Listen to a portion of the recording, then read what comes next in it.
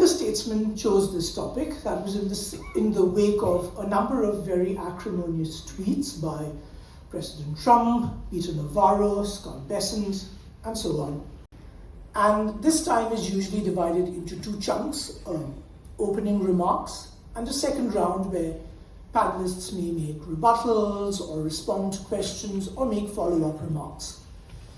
If you're also familiar with the annual debate, you will know that the second round usually takes two. In science, essentially, somebody has to take it up and bring it to some kind of a manufacturing process such that the general public can gain from it.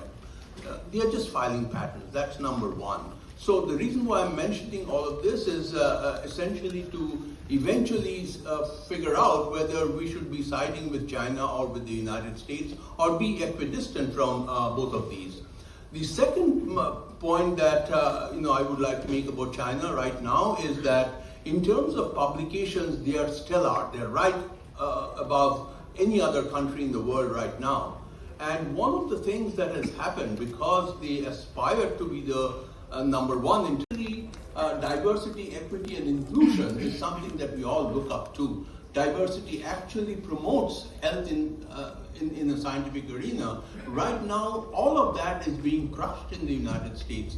The diversity is completely crushed, and people, Mr. Trump says that this is all complete nonsense. One shouldn't even believe in diversity. So does Elon Musk, and I can go on and on, naming some of the leading thinkers in the United States, leading people in the United States, saying that diversity shouldn't even for many more years, but the United States probably for a shorter period of time, and we should take this opportunity to bring back our postdoctoral fellows as faculty members in universities, and every university in India has at least 50% vacant posts, and we should fill them by these people who are intending to come back. I'll stop here and come back to you again if there are.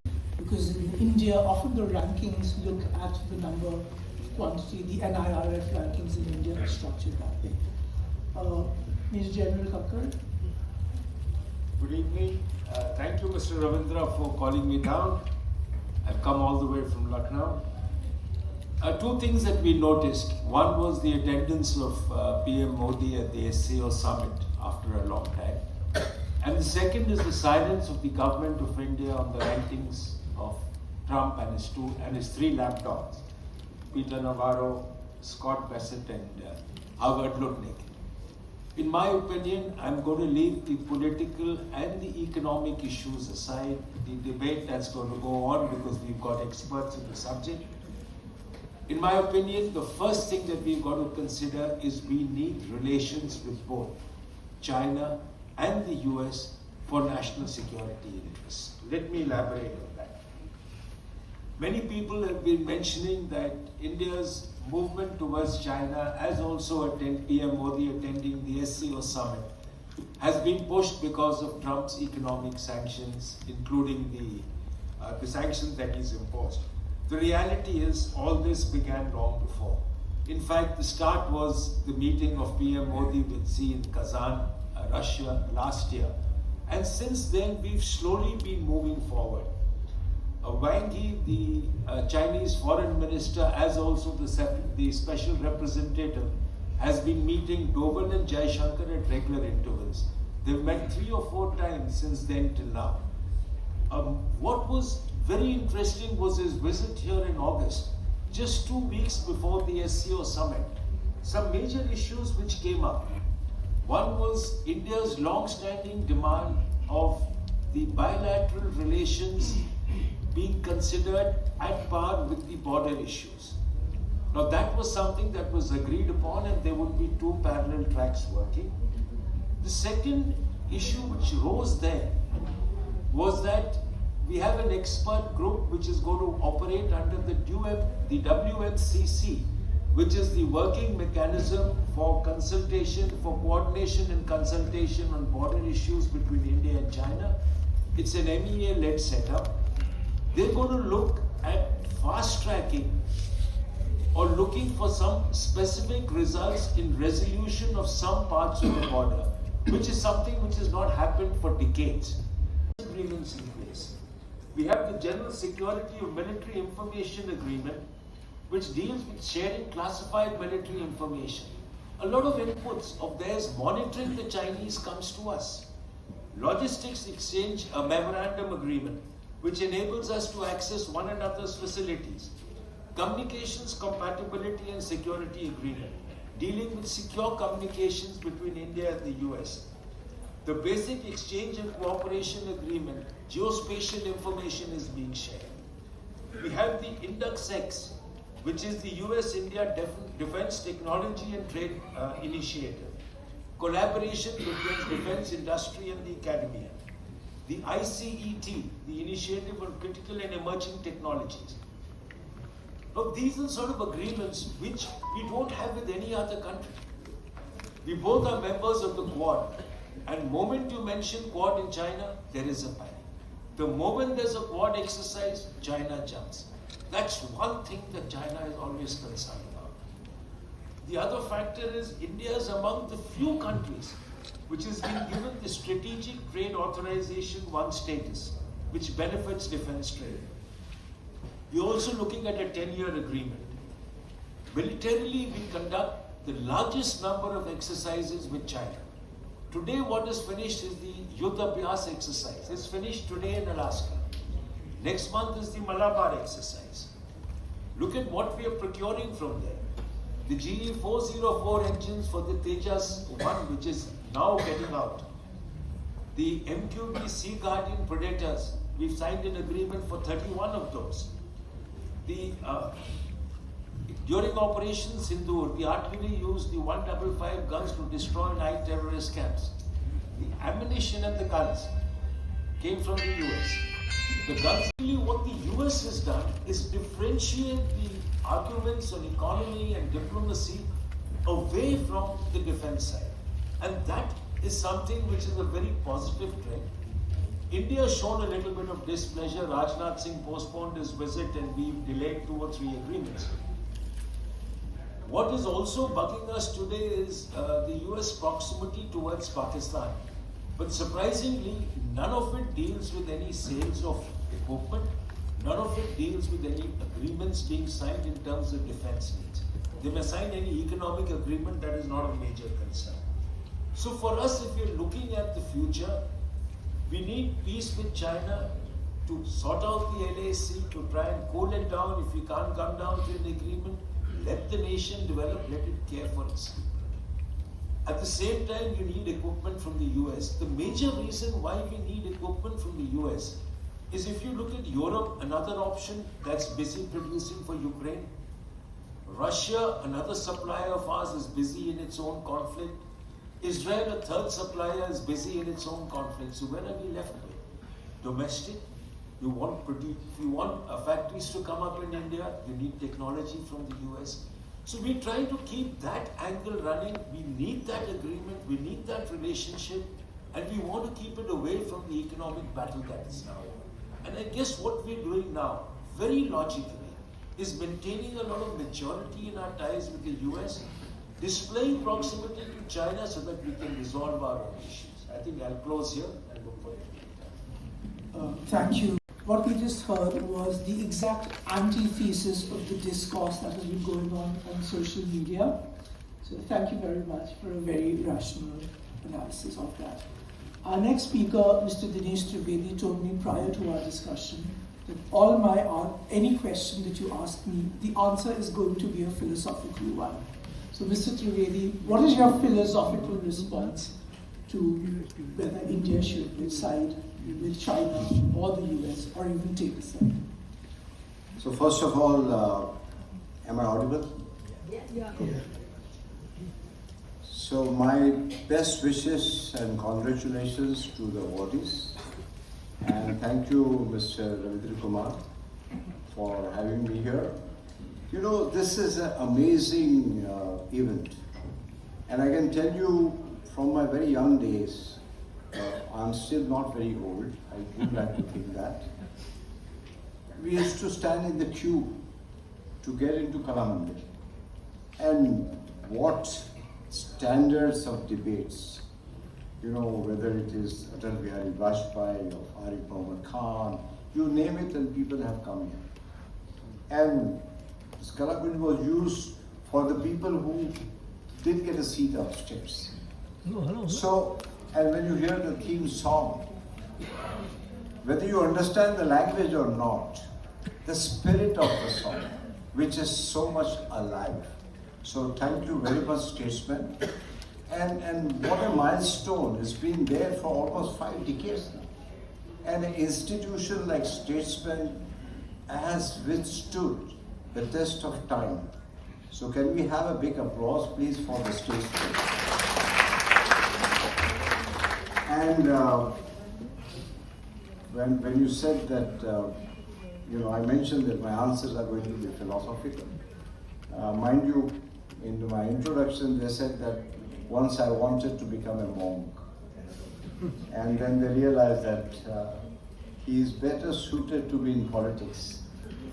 And once you are in politics, whether you want to be a monk or not, there is a place of renunciation. When you don't get a ticket to fight an election, it's supposed to be renunciation. When you want to become a minister and the Prime Minister doesn't choose you, is renunciation. So, India really lives in the rural, and that's what the rural. Of course, we have also to understand and recognize, we have the scientists and the argument sitting here, that innovation has not been there for many, many years. And if we feel that this is, let's say, I don't think it's a crisis, but let's say it is. We talked about the tariff. This is the greatest opportunity.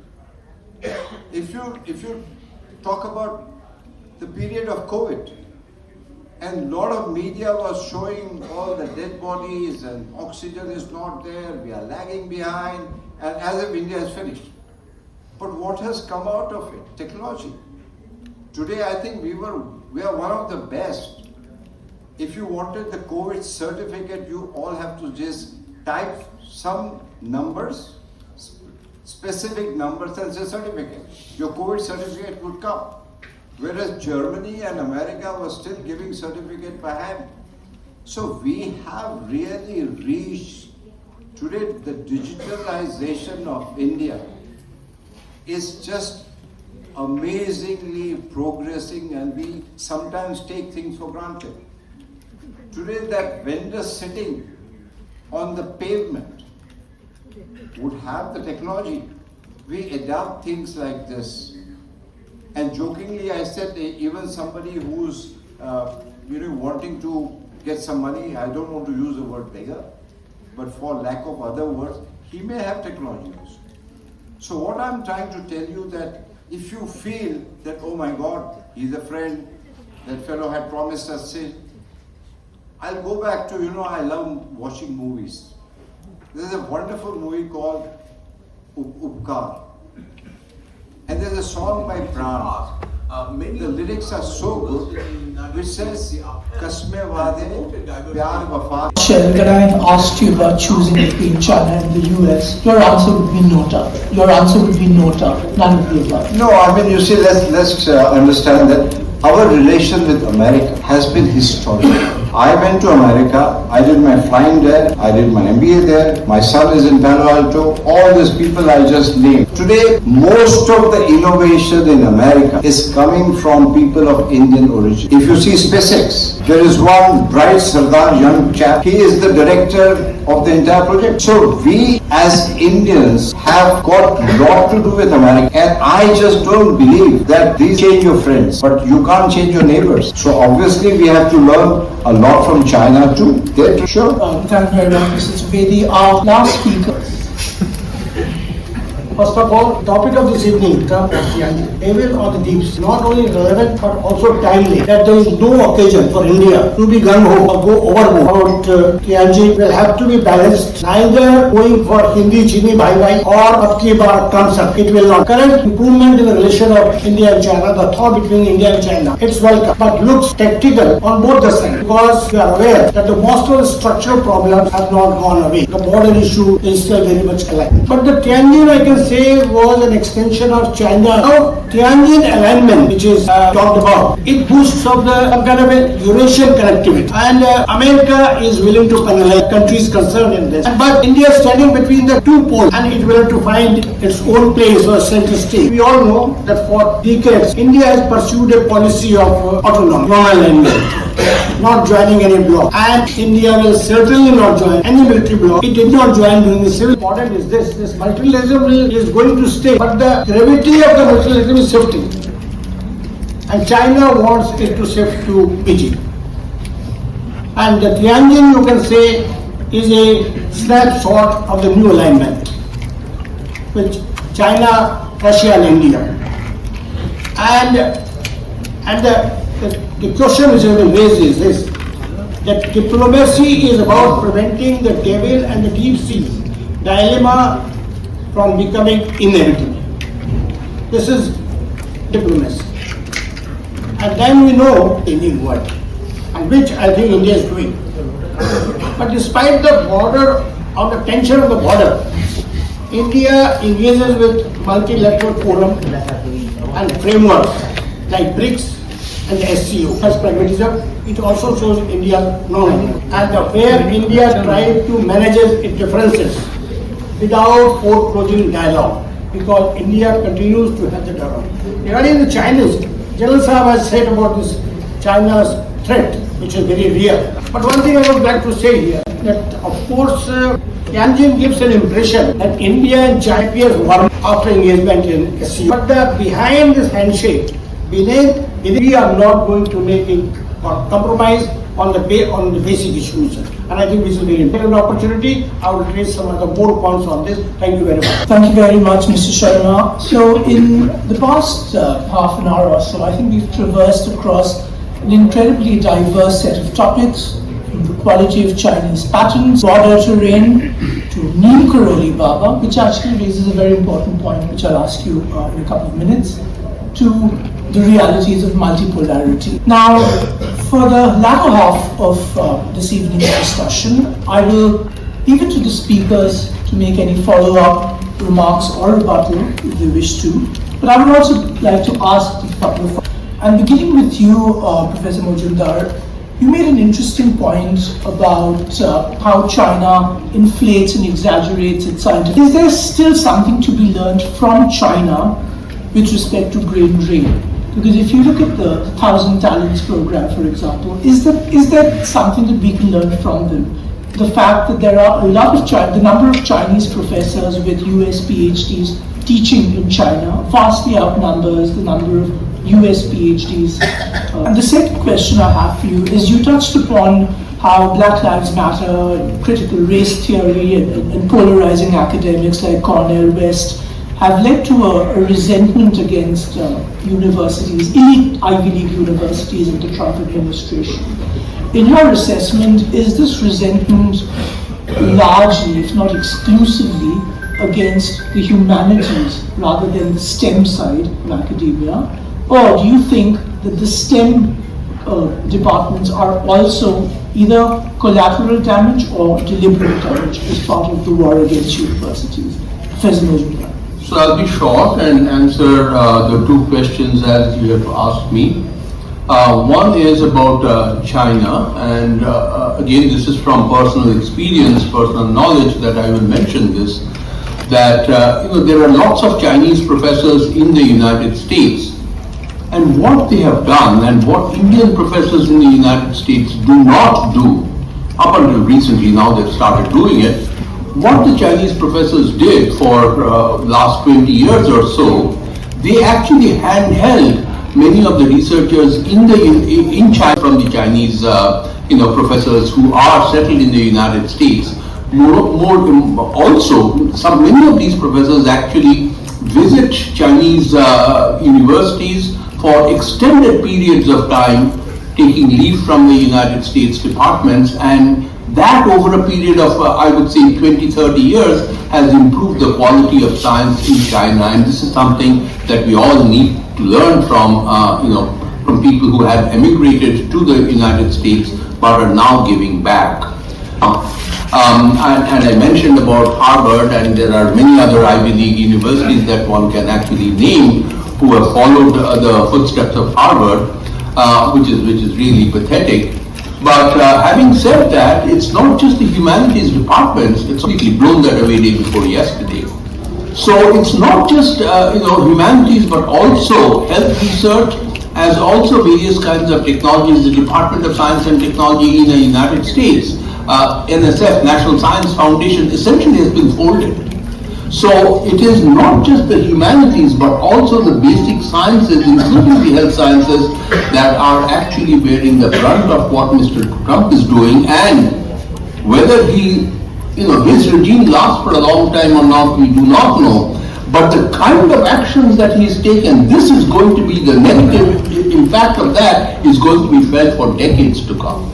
This is the unfortunate part, that some of these people will take foundational measures, negative foundational measures, and the impact will last far more than their own. And this is the sad part. And we must learn from these lessons. Autocracy is a kind of rule of the game right now in many parts of the world. But again, the impact of autocracy is felt by a country for many, many more years, even after the autocrats are. So we need to learn these lessons, and it's very unfortunate for science with respect to what Mr. Trump has been doing in terms of dislodging science all over. Thank you.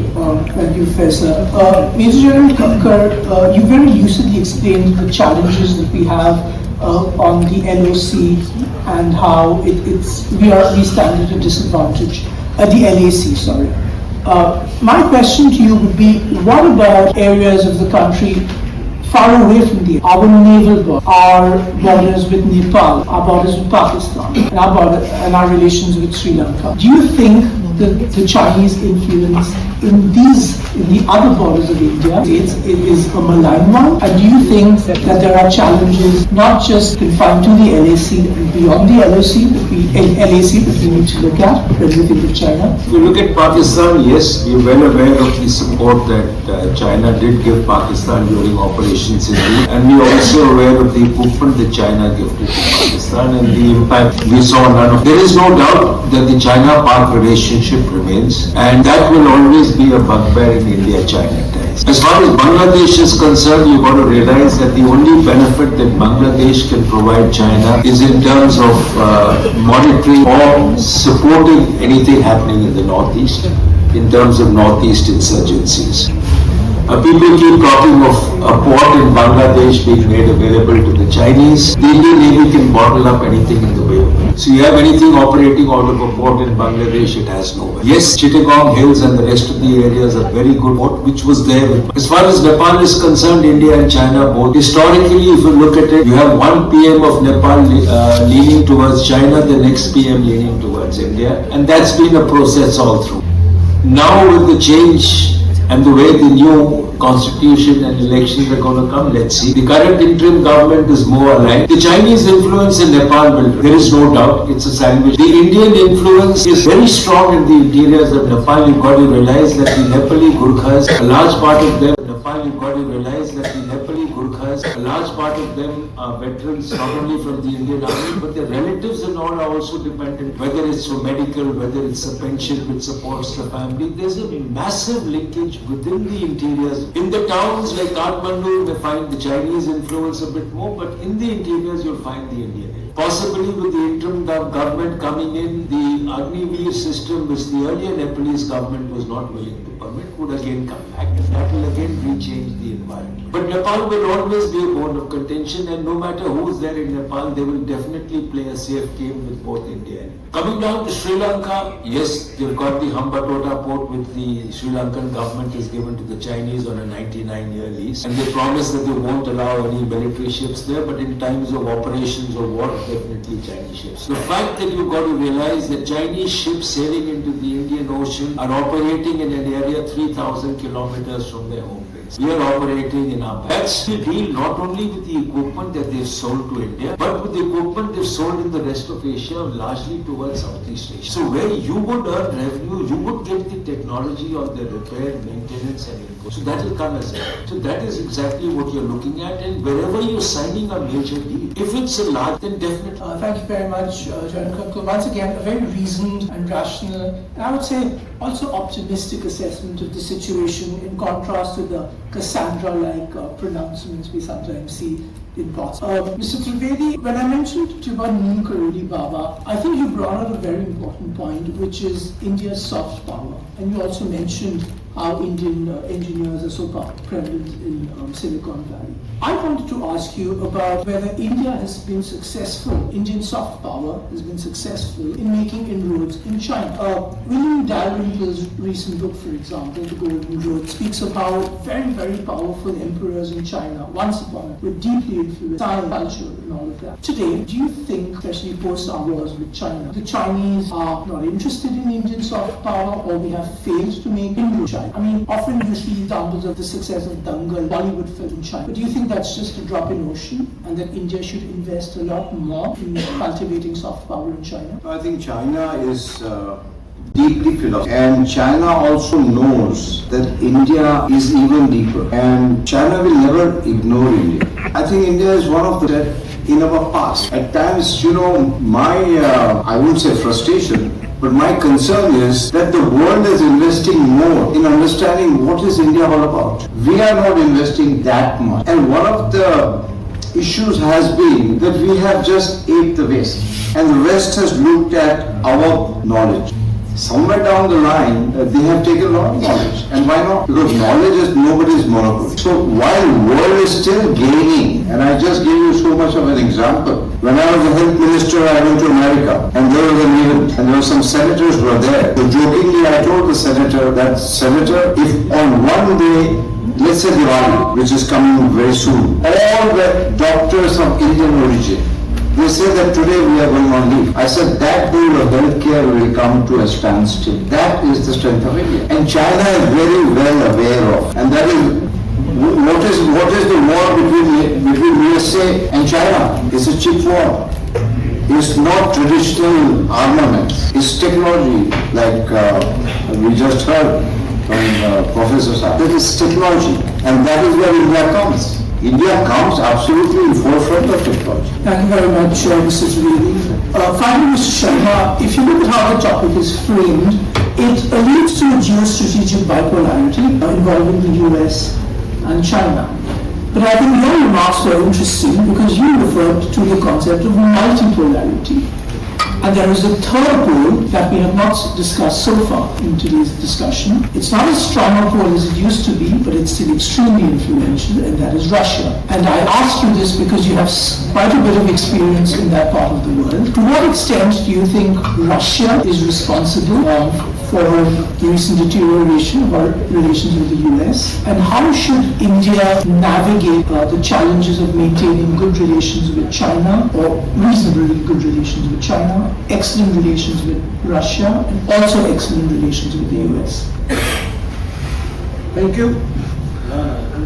My final thoughts on the subject, rather on India, USA, China, and Russia. You see, it was a unipolar world we all knew that. For some time during Cold War, it was a bipolar world. But from bipolar world, we are less in recent years. We have diversified our source of procurement of the arms and ammunition, and which is very important. I think we should continue with that. But then we don't know that how many countries will be agreeable to give us their best of the equipment, the latest equipment, along with the technology. So in that case, I believe India's policy of non-alignment is the best suited policy for our country. Thank you very much, Mr. Sharma. Well, I did say that the second half of the Statesman Annual Debate usually takes one of two directions: a very bitter and politically acrimonious debate, or a very calm and constructive discussion. And I'm so glad this evening's discussion took the latter route. Before we wind up though, you can't have ended a debate at the Statesman without a little bit of politics.